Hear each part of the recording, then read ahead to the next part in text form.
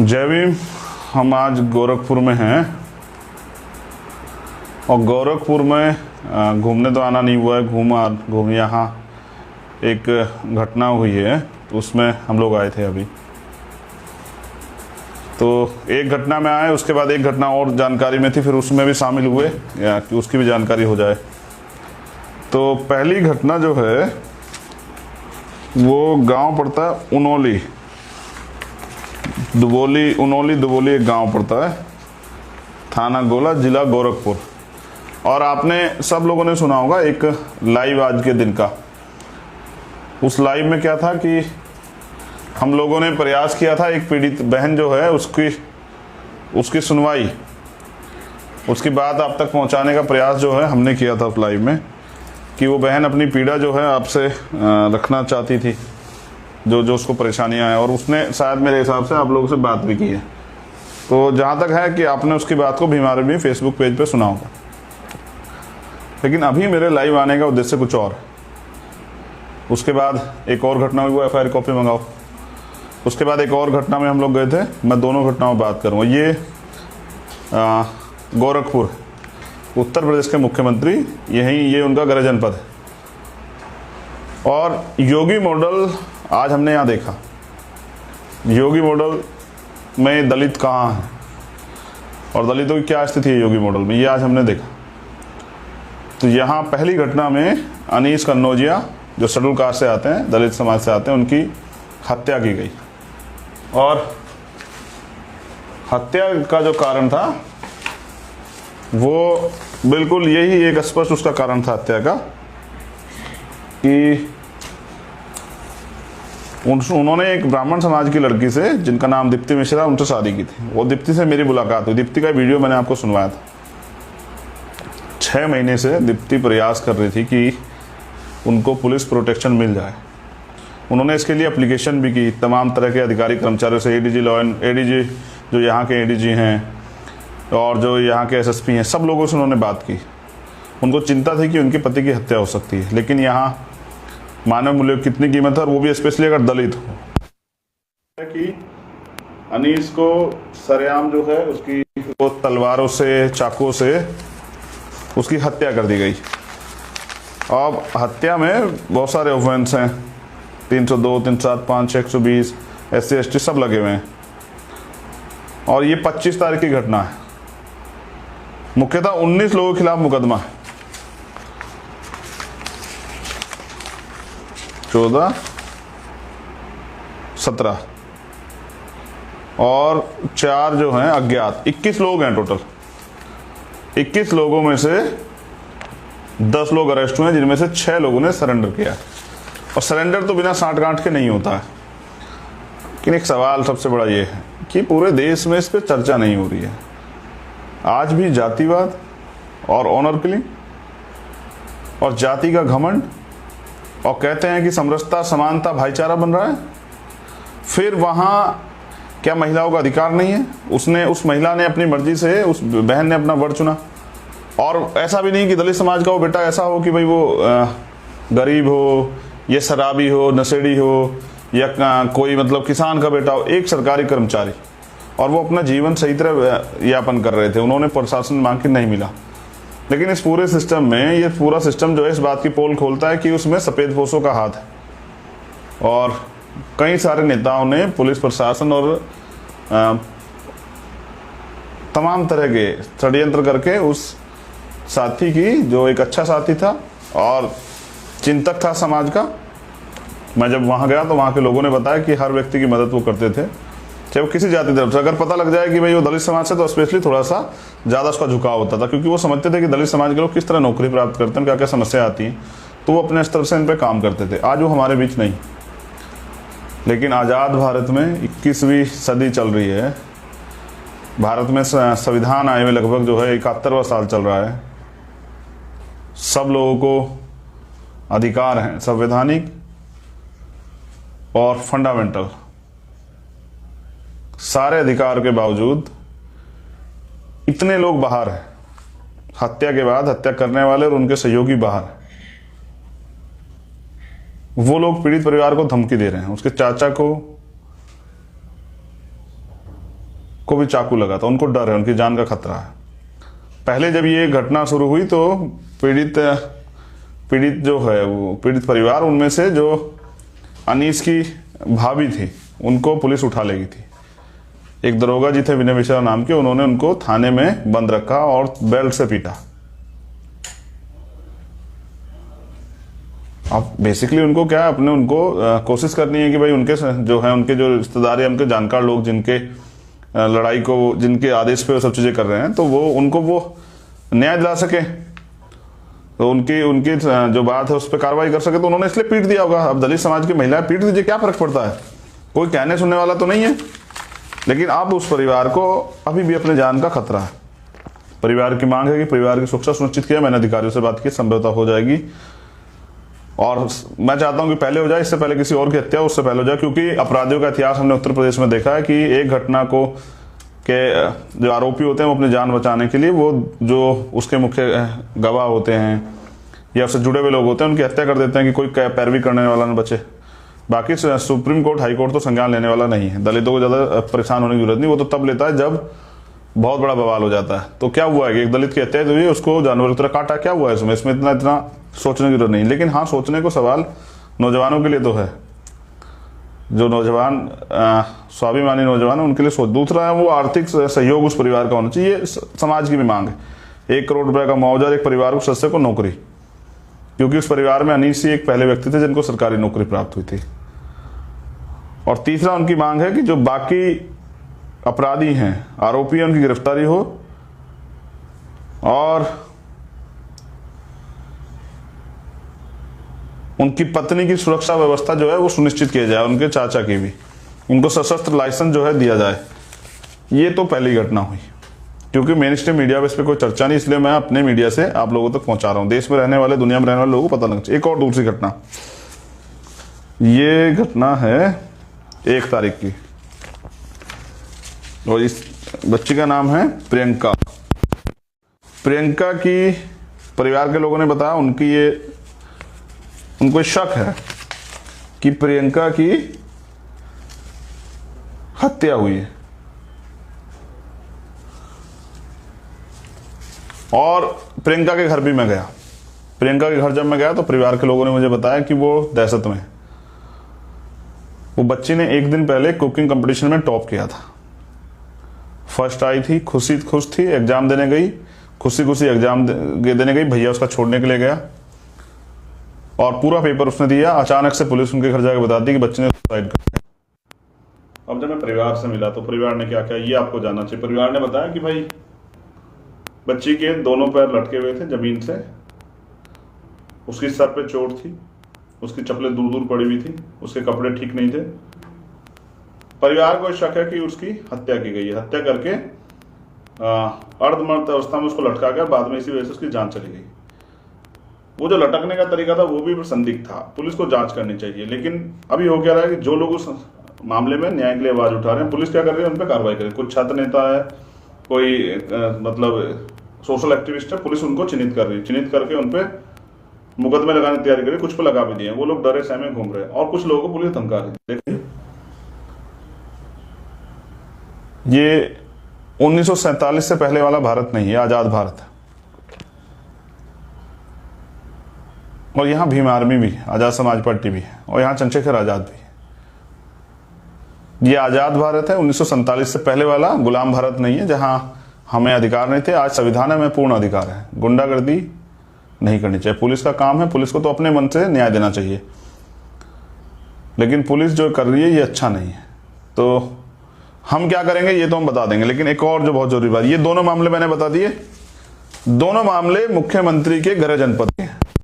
यहाँ से उत्तर प्रदेश के यशस्वी मुख्यमंत्री, ये इनका गृह जनपद है, यही उनका मठ है।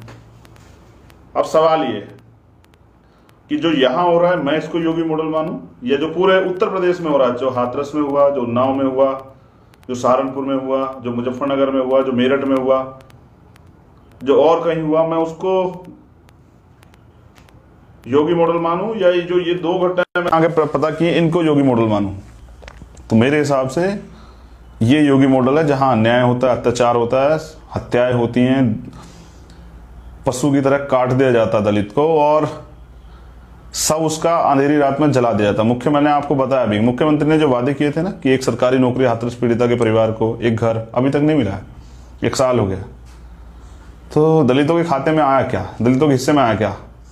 4.5 साल की सरकार में जूते, ठोकरे, गुलामी, हत्याएं, रेप, घर जलाए गए। ये बराबर में आजमगढ़ में एक प्रधान की हत्या सत्य में जाती की, दूसरे प्रधान का घर गिरा देगा। दलितों को स्पेशली, आज दलितों के लिए मैं इसलिए बात कर रहा हूं क्योंकि योगी मॉडल पे बात हो रही है। दलितों के हाल बद से बदतर, ये योगी मॉडल है उत्तर प्रदेश का, जिसमें दलितों का दमन चरम सीमा पे। पीड़ित परिवार को डराया धमकाया जाता है, उनको जो है बेबस मजबूर किया जाता है, उनसे उल्टे बयान लिए जाते हैं। और योगी जी इसके लिए तालियां पिटवाते हैं कि हम कानून व्यवस्था बहुत अच्छी किए हैं। हम क्या करने वाले? अब बड़ा सवाल ये, तो हम ये करने वाले हैं योगी जी कि हम यही हैं गोरखपुर में, और ये गुंडागर्दी नहीं सहेंगे। और इसके लिए हमने तय किया है, हम यूनिट से बात कर रहे हैं कि 1 हफ्ते के लगभग हम वापस दोबारा लौटेंगे। और हम गोरखपुर की जेलों के लिए आपसे कहते हैं कि उनको बड़ी करवा लो। आप बहुत संपत्ति जब्त करने की धमकी देते हैं ना, संपत्ति जब्त करा देंगे। मैं चाहता हूं आप गोरखपुर की जेलें बड़ी करा दो, क्योंकि जिन बच्चों को आप जेल भेजने का प्रयास कर रहे हैं ना, वो हमारे लोग हैं। तो अगर कोई जेल जाएगा तो सबसे पहले वो चंद्रशेखर आजाद जाएगा। मैं गोरखपुर की जेल आपकी देखूंगा कि आपकी जेल की दीवारें और उनकी संख्या कितनी बड़ी है। हम आपको बताएंगे कि यहाँ दलित जो पढ़ लिख के तैयार हो गया बाबा साहब संविधान से, वो तुम्हारी गुलामी नहीं सहेगा। वो अपने लोग ही देखो, मार तो आप वैसे भी रहे हो सरकार के दम पे, पुलिस के दम पे, तो मरना ही है तो लड़के मरेंगे ना सर अपने अधिकारों के प्रति, लेकिन संवैधानिक रूप से लड़ेंगे। आपकी तरह ठोकर और पटकों वाले को से नहीं लड़ेंगे। लेकिन पीड़ा यह है कि जो लोग ये समझते हैं कि उत्तर प्रदेश में दलित सुरक्षित है, दलित खुश है, उनके लिए संदेश है मेरा यहाँ बैठ के गोरखपुर में कि अगर सबसे ज्यादा दलित कहीं सताया जा रहा है, एनसीआरबी का डाटा भी कहता है कि पहले उत्तर प्रदेश में, उसके बाद राजस्थान में। हर चौथा क्राइम जो होता है पूरे देश में वो उत्तर प्रदेश में होता है। 11,000 से ज्यादा महिलाओं के साथ, दलित समाज के लोगों के साथ 2019 में, 20-21 के डाटा भी 21 चल रहा है, 20 का नहीं है। 2019 में 11,900 कुछ के लगभग जो है दलित समाज के लोगों की हत्याएं, रेप, उनके साथ मामले हुए हैं। और ये वो मामले हैं जो दर्ज हो जाते हैं। हम भीम आर्मी के लोग या आजाद समाज पार्टी के लोग और कोई बहुजन संगठन जो आंदोलन कर लेता है, हाईलाइटेड हो जाए तो हो जाते हैं। जो न्याय के जो रेट है ना, सजा 6% लोग होती है उत्तर प्रदेश में। जैसे 100 मुकदमे लिखे गए जो बड़ी मुश्किल से लिखे जाते हैं, लोग कहते हैं कि झूठे मुकदमे लेगा, लेकिन बड़ी मुश्किल से लिखे जाते हैं मुकदमे, तो 6 मामलों में सजा होती है। 94% मामलों में सजा नहीं होती। और अपराधियों के हौसले बढ़े हुए हैं, उनको लगता है दलित जानवर।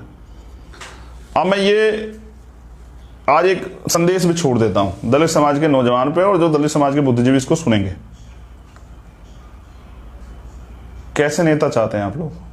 राजवीर दिलेर जैसे जो अपराधियों के पक्ष में खड़े हो जाएं, अपनी पार्टी के प्रोटोकॉल पे काम करें, या आप अपनी बहुजन राजनीति को दोबारा खड़ा करना चाहते हैं कि वंचित वर्ग के अच्छे लोग जाएं और जाकर उनकी हक की लड़ाई लड़ें?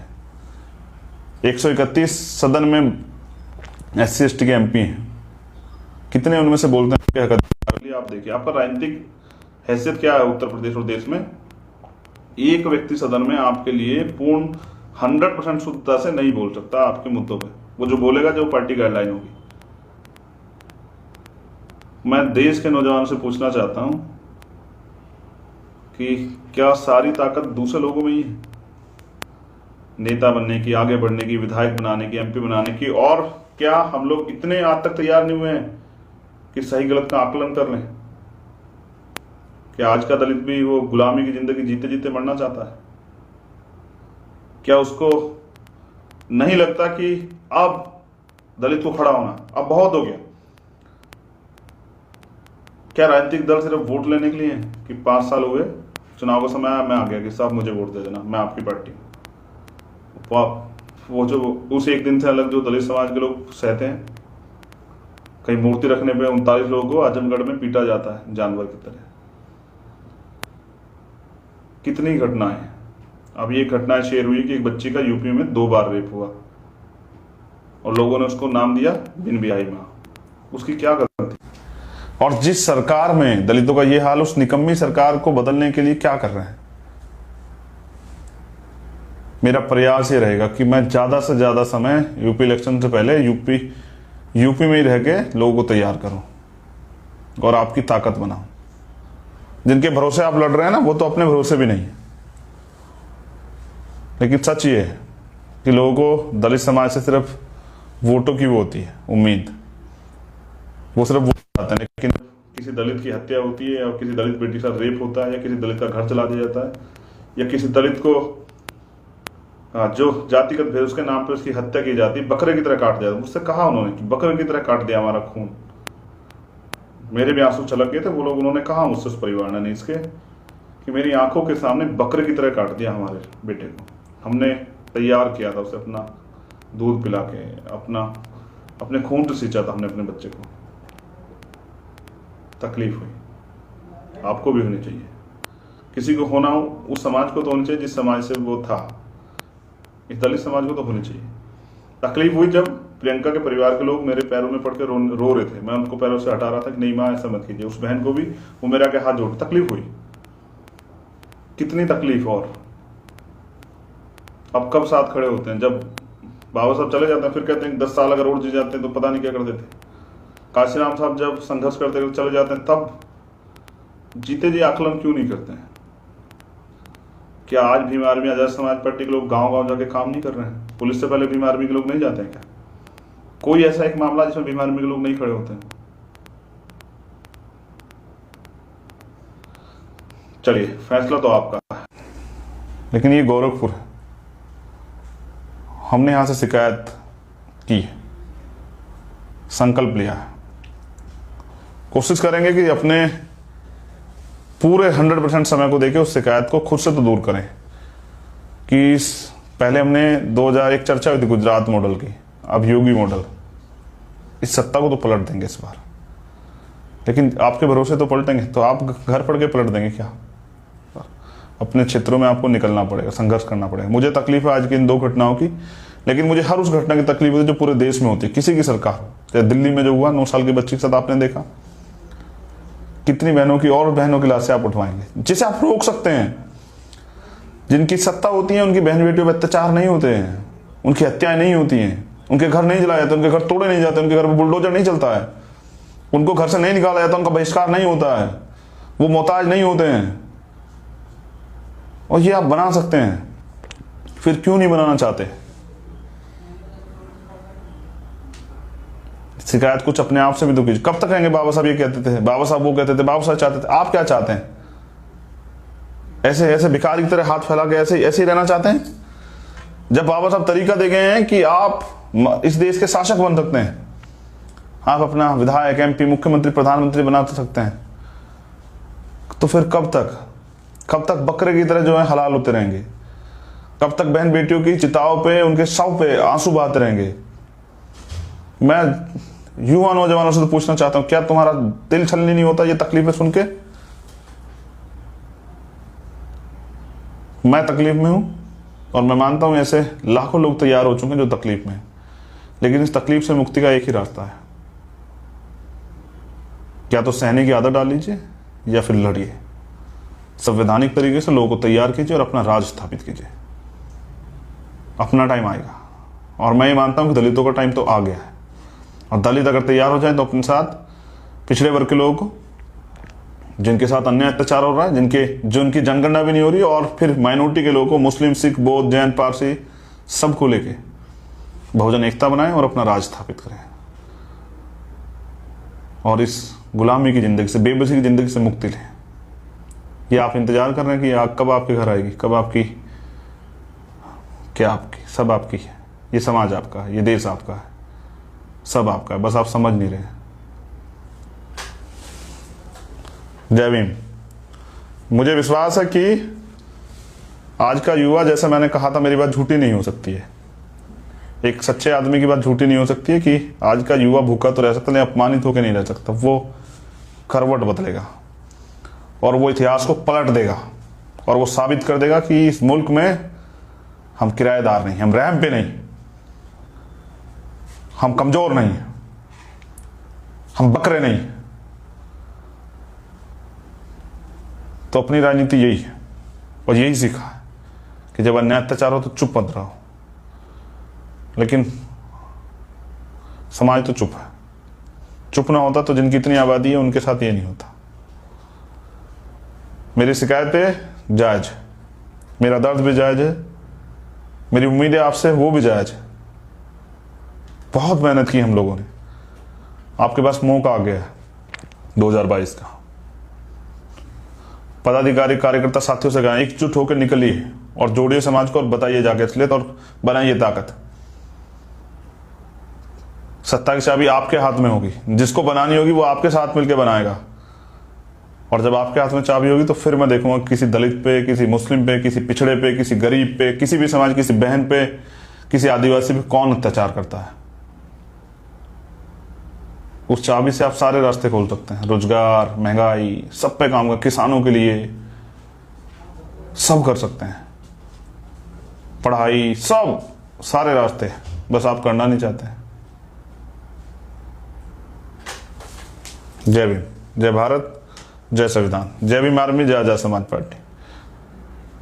गोरखपुर मैं वापस लौटूंगा ताकत के साथ।